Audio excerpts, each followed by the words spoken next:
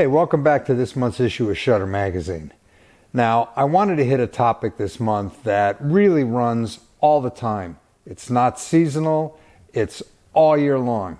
And that's about the quality. I want to talk about the quality and the value of every photograph you take. Now, I shared a couple of images. Actually, there were 3 images in this month's article that relate to me and Molly the Wonder Dog. But let's take it a step further. And I'm set up here. I've got my usual setup, an FC1000, and I've got all the controls on my phone here.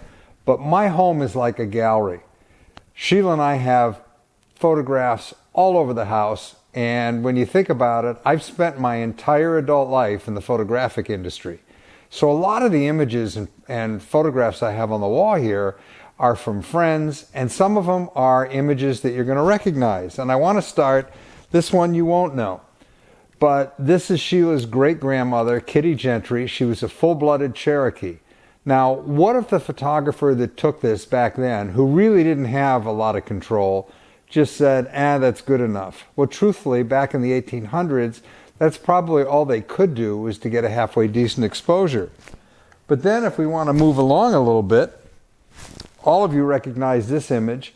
What if Steve McCurry had said when he took the photograph of Afghan girl, what if he had said, that'll do, that's good enough for editorial?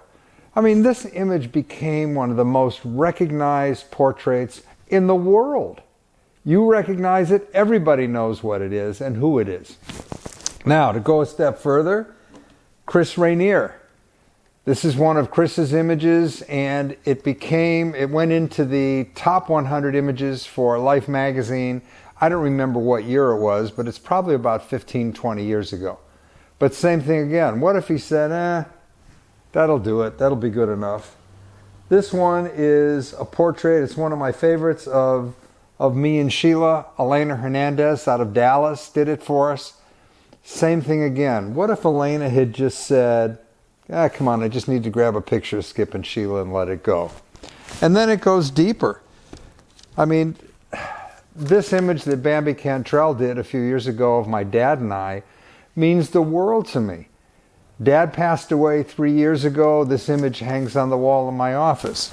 So when you think about the quality of your images, think about every image that you capture for every client. Think about the responsibility you have to take the very best possible shot that you can get.